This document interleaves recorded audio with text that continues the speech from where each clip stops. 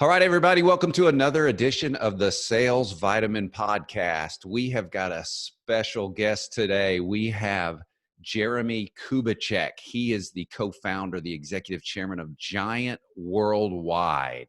This is a global media and content development company. They specialize in leadership transformation, 15 countries, and I want to call it maybe their value or their tagline is they unlock the potential of people. And that's huge when we're talking about sales and sales leadership. So Jeremie, thank you for joining us today. We're excited to have someone of your stature on the show today. Absolutely, man. It's so good to be with you. Fired up to chat a bit.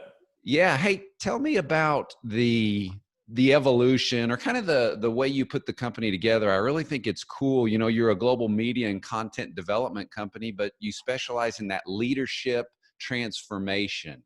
Yeah, we years ago I bought John Maxwell's assets, and so we owned all of this assets, and we started doing these big events like LeaderCast, Catalyst, and I ran all of those and oversaw that. It was great, but it was also just the interesting part about it was I realized a lot of people would come to our big events, and the goal was butts in seats, sell them a book, get them to the event, sell them a book. And that's a 20th century model for learning. And the 21st century model for adults, because adults mostly are cynical know-it-alls that don't read it anymore.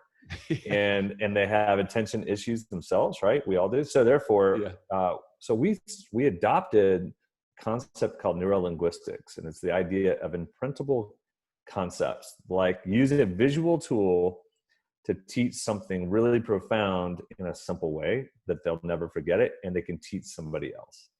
And so we just took all of our issues, things that we did where we screwed up or we weren't as strong, we created tools around them and visual tools, and it started flying off the shelf. People were like, oh my goodness. And so we work now with some of the biggest companies in the world who leverage our content.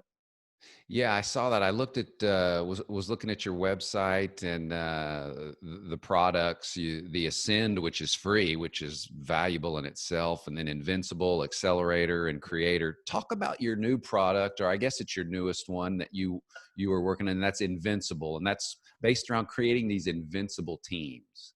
Yeah, and it's the idea of in reality, no team can be invincible, but you can fortify teams.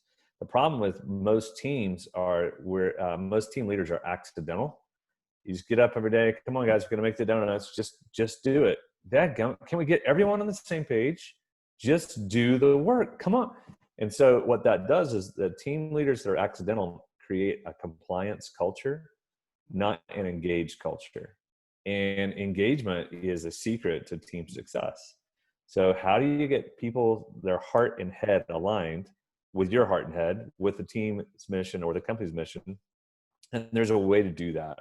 And we just broke that process down to make it so simple so that we can get people, and the way we do it is we get people to first assess where they currently are.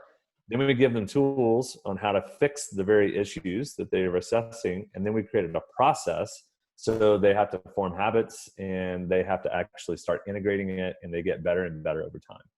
It's not a one-time book. It's not a one-time event or a sales conference. Those are motivational. It's like a sugar high. It's like eating a Snicker bar, and you get excited for about 12 hours. So we basically realized how adults learn, and that's what we created through the Invincible concept. And when you look at, if I go into a Barnes and Noble, or let's just call it Amazon, I go on Amazon, there are leadership books galore. I mean, they are everywhere. What do you think separates the Giant structure and the way you teach that leadership transformation from maybe some of the other models? Yeah, well, it's nothing new under the sun. Just the way we package it is a little different. So a couple of things. Number one, the overall premise is getting people to 100% health holistically. Like, we want you to be better in yourself, your family, team, and organization, even community. So we get people to look at their life holistically, because you can't give what you don't possess. If your life is a wreck, it's going to show up in your team. Right. So we focus on 100. The second part of interesting about Giant is we focus on the X. That means multiplication. A lot of leaders are like 60 minus, maybe 75 plus. 60% they're jaded, they're frustrated, so they're negative about everybody. Or they're 75 plus. Hey, John, good to see you, man. Hey, if you need anything, my door's always open. Just come see me. It's up to you to get what you need from me. But a 100X person is a healthy person. We call them they're a liberating leader. They're a Sherpa. They're like on Mount Everest. They're climbing. They're healthy enough to climb, but they're also healthy enough to help you climb too. And the best leaders in the world have learned how to perform and help others perform.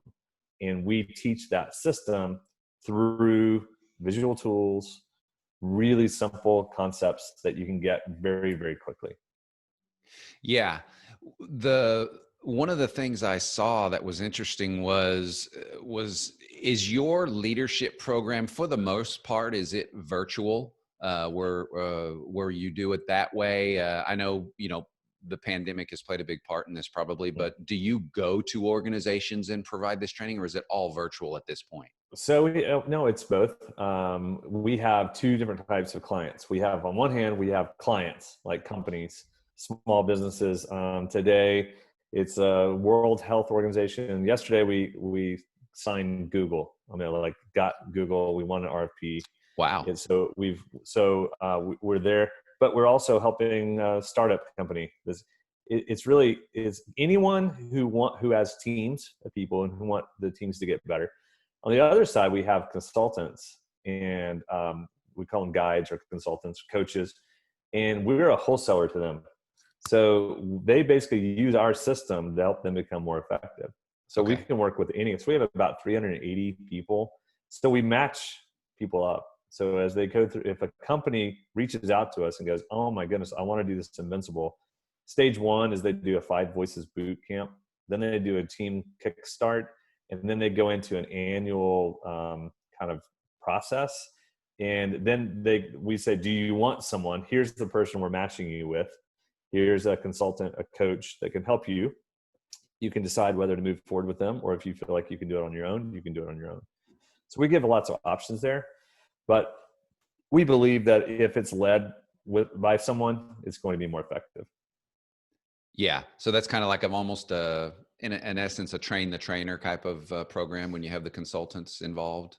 Well, that would be more of a traditional consulting, someone leading you. But if you were doing it yourself, that would be a train the trainer. Okay. So we would help you do your own program. What do you see? And I know you do work with some of the top organizations in the world. What do you see typically the top things where what is stuck or what doesn't work in a lot of the leadership training that you go into these companies and see, and whether it's a Fortune 500 or 100 or a small startup? Well, a lot of it is too much information. It's packaged around, hey, we're going to do a 2-day seminar.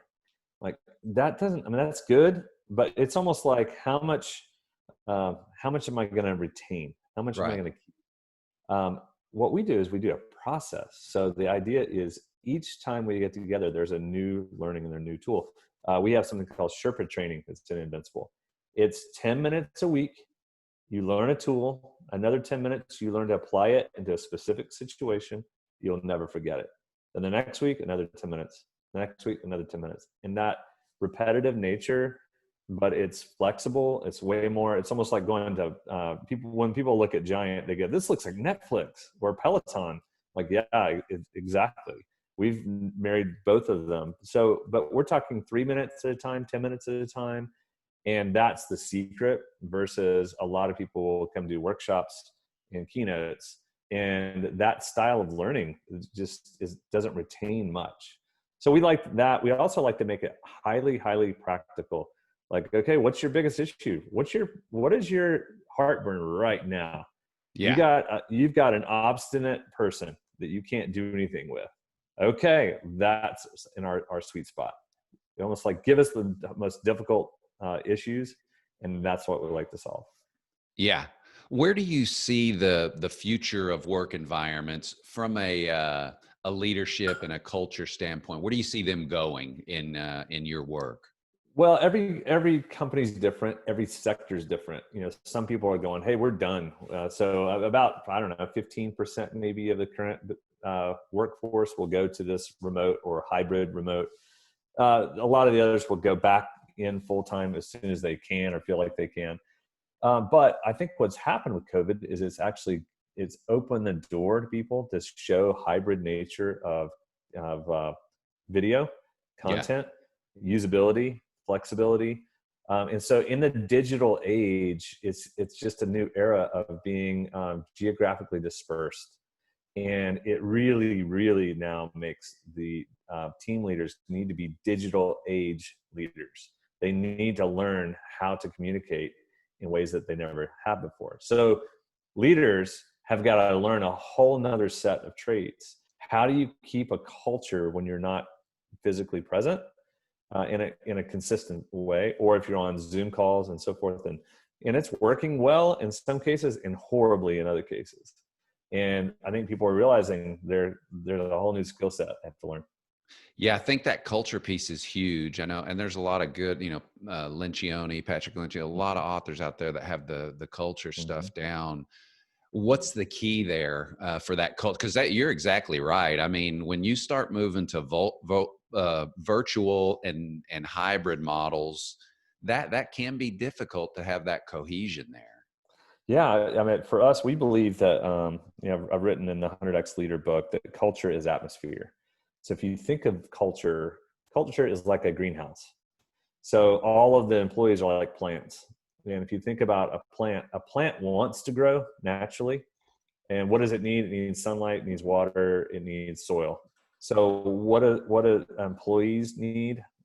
They need the same. They need support. They need the proper motivation. They need challenging. They need consistency. They need. So what does that look like in a remote environment? So to keep a culture, the team leader has to know themselves well, and they have to know the other person really well. So an example, we wrote in the book, The Five Voices. So we know our team. In our team, we know exactly who they are and how they're wired. So I know, for instance, that Mike Opedal is a guardian. Well, a guardian is very, in the Myers-Briggs world, you take the middle two letters of an ST, so an ISTJ or an ESTP or what. So the ST, that's a guardian. Well, the guardian, they want logic, they want clarity, they want detail, they want black and white. They don't need a lot of kumbaya moments. They don't need. So if you're talking to someone remotely, to know who they are and how they're wired, you can give them the appropriate challenge and work. But if you treat people the wrong way, remote makes it even worse. It exacerbates issues.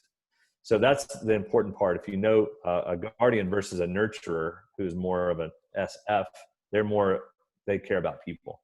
Hey, how's it going? John, how's your weekend? How are your kids? What's going? They need a little bit more of that to water that plant. Yeah. So if you're going to water them, there's a lot of dead plants in the remote world because their bosses treat all the plants the same amount of water, same amount of sunlight. And like in a culture as atmosphere, you got to move plants around depending on what kind of plant they are.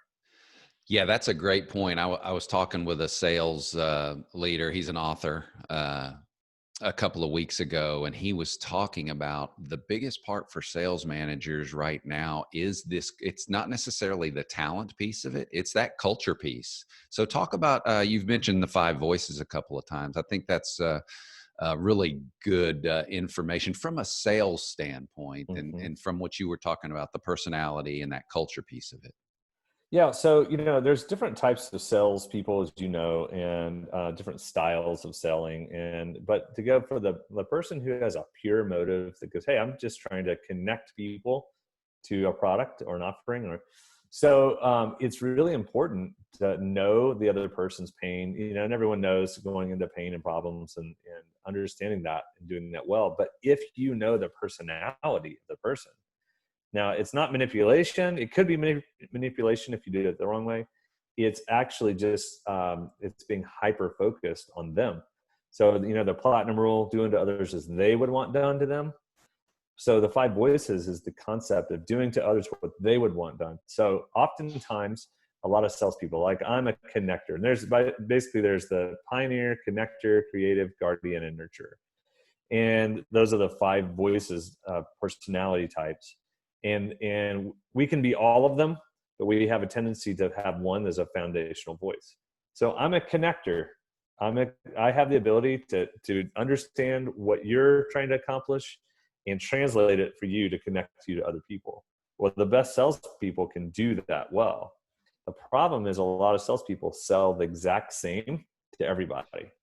So they haven't learned, who are you talking to? If you're talking to a guardian, they want details. If you're talking to a nurturer, they want everyone to feel good about this decision. It may be the whole entire family making a decision. If you're talking to a pioneer, they want to know who else has bought it, and they want to know the fact that this is like the best. If you're talking to a connector, man, this is gonna, in this great, so-and-so has this, and they want the pizzazz, they want the fluff. If you're talking to a creative, they're thinking about the future.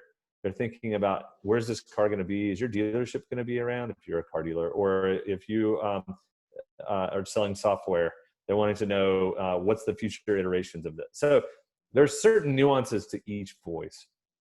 If you know who you're speaking to, then you can connect with them.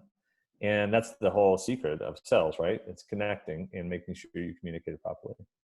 Yeah, man, I think that's huge. And until you make that connection, you read Cialdini and, persuasion and those, and how important that psychological piece of selling is. So for all the listeners, how important do you think it is for your sales team, if you're a VP of sales somewhere, to have those, whether it's a disc analysis or whatever you want to use, Myers-Briggs, to really dive in and kind of know those personalities of your sales team?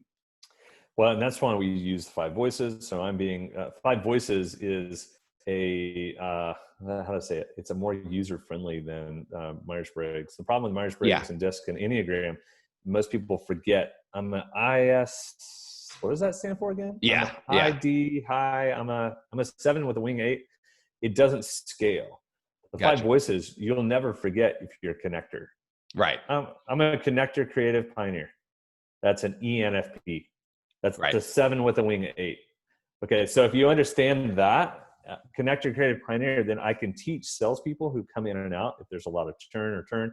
Yeah. So all of a sudden, people get the test, they get it really quickly, but I can then keep them on our system. So on Invincible, we actually have the ability where you can create and see all of your salespeople all in one place, and you can manage their performance on the platform, which is massive. Because if you think about the ability to do that well, then you've got this concept where you can start seeing, and I'm pulling this up. Well, I can't show you because we're on the podcast, but point is that you can actually see all of your people, and it gives you almost the cheat sheet. It's like a dashboard. It is. And it goes, here's their voice overview. Here's their liberation statement. Here's how you make them come alive. Here's their weapon. So if they're under stress, they're going to use a grenade launcher. They're going to interrogate. They're going to be the Hulk. They're going to use cyber warfare. They're going to be a sniper. And depending on who they are, it shows you. So if you see your people in using one of those weapons, you know they're in stress. So it's just a cheat sheet to help you manage your salespeople. And if you get it, it's also a cheat sheet for you to understand your avatar and train your people on how to connect with the nurturers and the guardians in each voice. How long of a process is it from an Invincible standpoint? So I'm an organization and I'm like, hey, I want Giant to come in, and I like that product. I think there's a ton of value there. Walk me through that process with your team. Yeah. Well, so we sign people up. It's really simple. We give a free 5 voices boot camp, and you can literally sign up.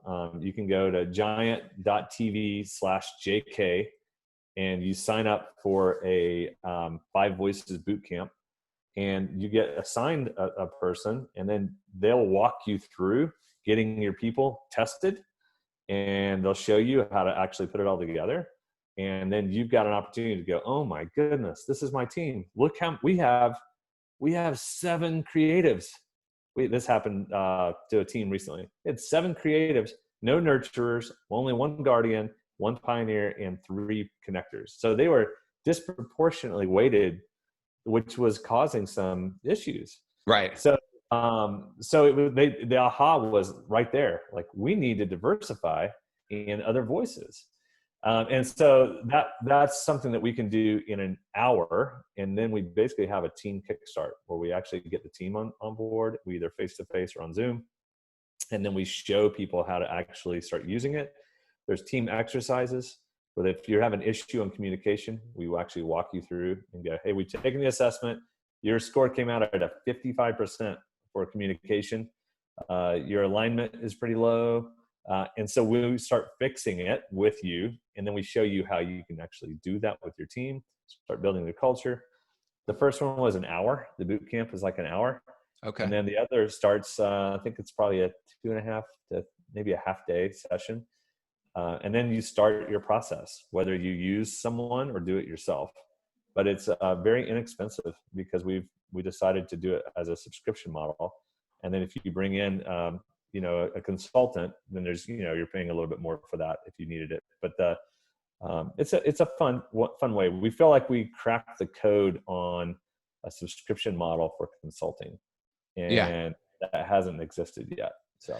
Does the end user, the customer, is the platform set up so they can access it really at any time to get leadership training or sales training, whatever, psychological training like that? It's like Netflix and Peloton. Yeah. And it's set up on courses. They can go this direction. If they have these issues, if they want to manage stress, they have a whole manage stress section. If they want to go in and understand emotional intelligence, it's got a track for that.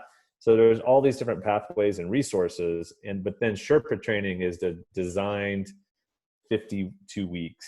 It's like every week, it's like a system. And, that's intense. Yeah. And you don't have to, you can go as far as you want to.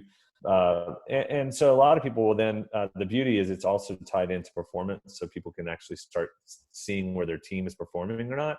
And they can take a assessment each quarter, and it keeps a tally of that. And if you're a manager, you have the ability to see all of your teams, and you could be on multiple teams. So it's very complex, and we've taken that complexity and made it simple. So now you can see all of your teams. I've got this team is at a 64, this team's at an 82, this team's at a 71. Why? Where's the holes? They have a communication issue, they have a capacity issue, they have an execution issue. And then it gives you like, okay, now we know what to do. We've assessed it. Let's use the tools. So we say that the 5 voices are like glasses. They're like lenses. You put glasses on, you can see people better. Right. So we teach people how to use the 5 voices. The toolkit, we have 65 tools, and those tools are all designed around emotional intelligence, IQ, around personality, and they basically help you solve problems. Yeah. And so that's what, so people master the toolkit and they master the 5 voices. And in kind of small chunks, like you were talking about. It's not a one-day deal where, you and I both know you go to one of those and you retain very little. You come back exhausted and Your issue might be like yesterday. I was talking to a university official. She called me, okay, how do I motivate this person who's resistant? Well, I sent her to the platform. I'm like, it's right here. Go watch this series. There's 2 videos. They're 3 minutes each. Yeah. Tell me about it. She watched them. She's, oh my goodness, that's amazing. So I use the support challenge matrix with a core process. I'm like, yep, there you go. And then we walked her through the nuance of how to do it. But it's taking really complex things and making them simple enough where people start trying it. And that's the beauty of the tools.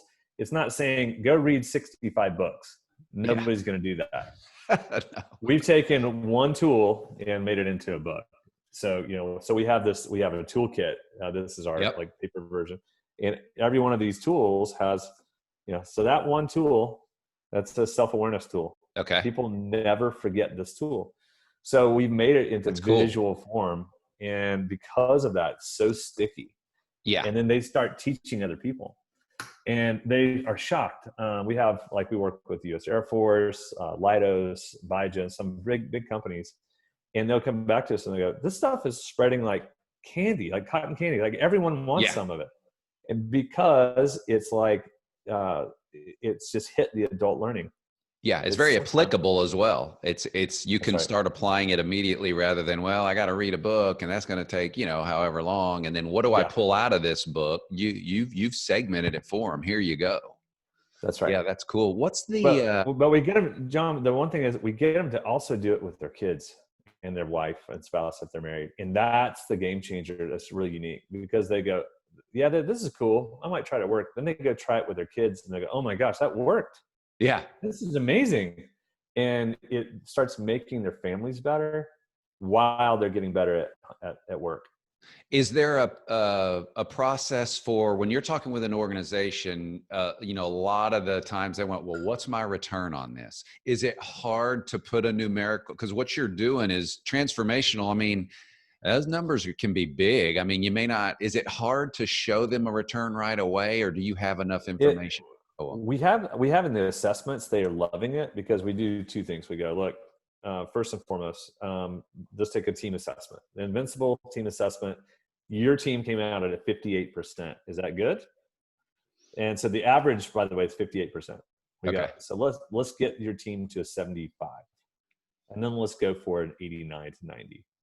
So what would happen if we can get your team moving? And because companies are a culmination of teams. You think about it.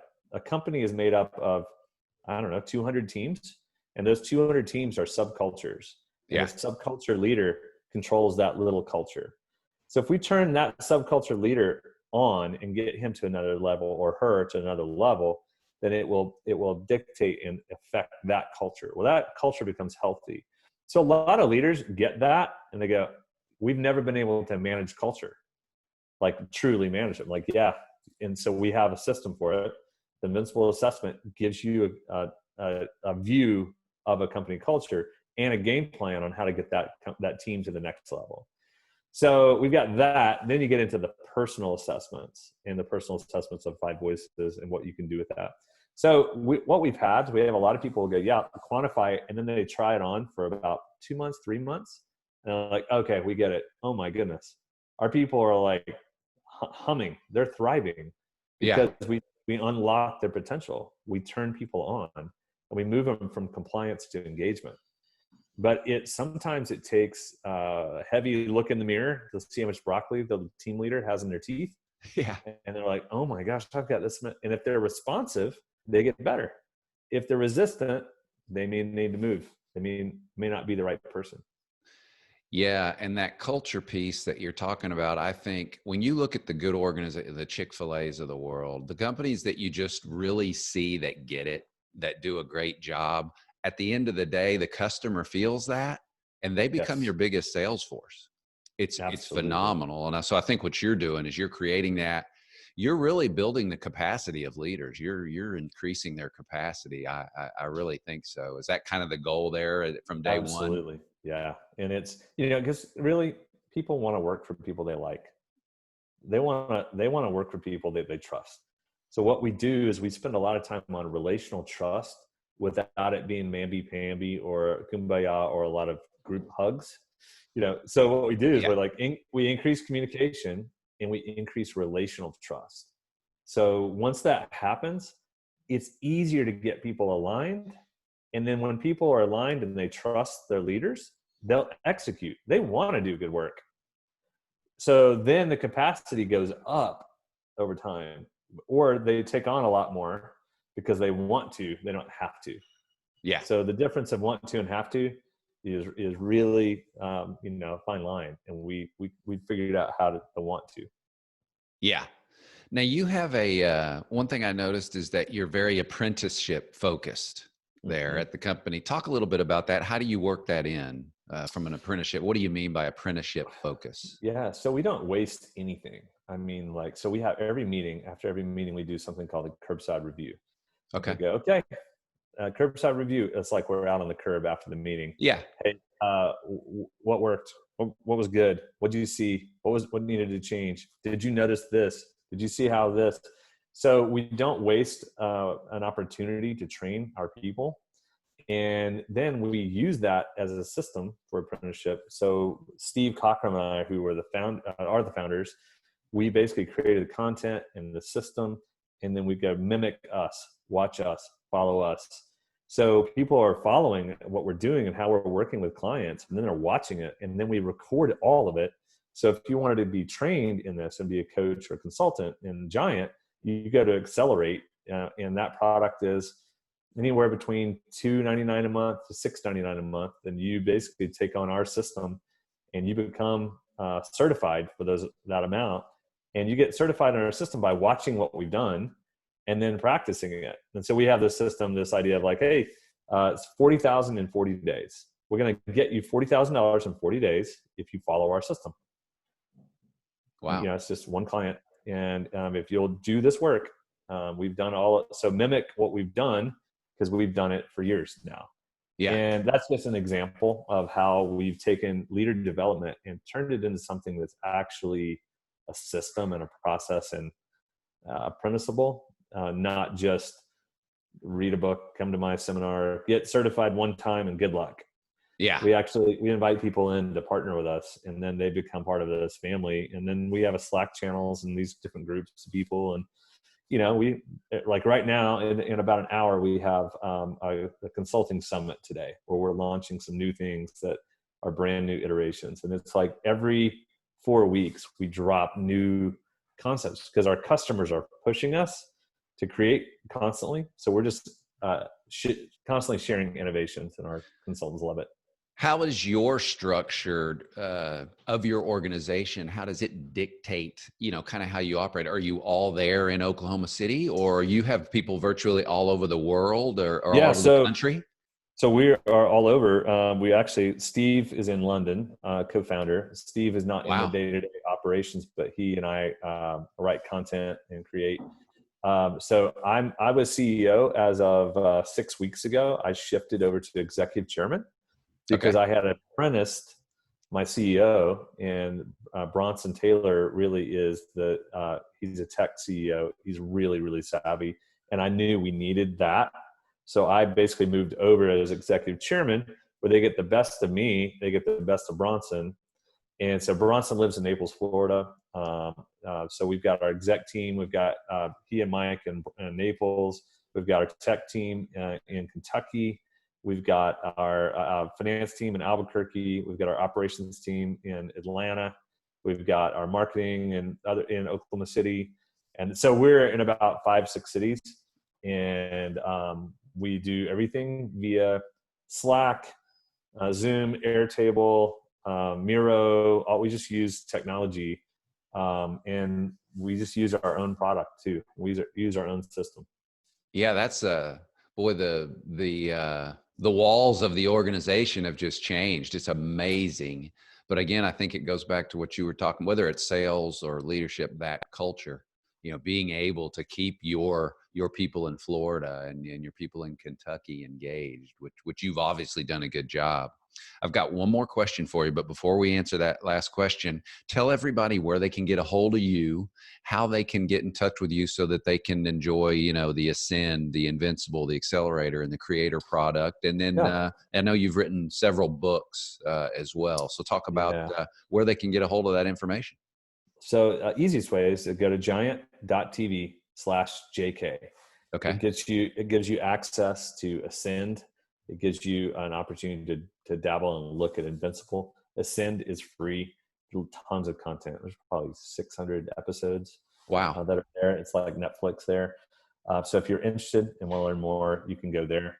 That's the easiest way. If you want to find more about you know, me and what I'm doing, it's JeremieKubicek.com. It's hard to spell. JeremieKubicek.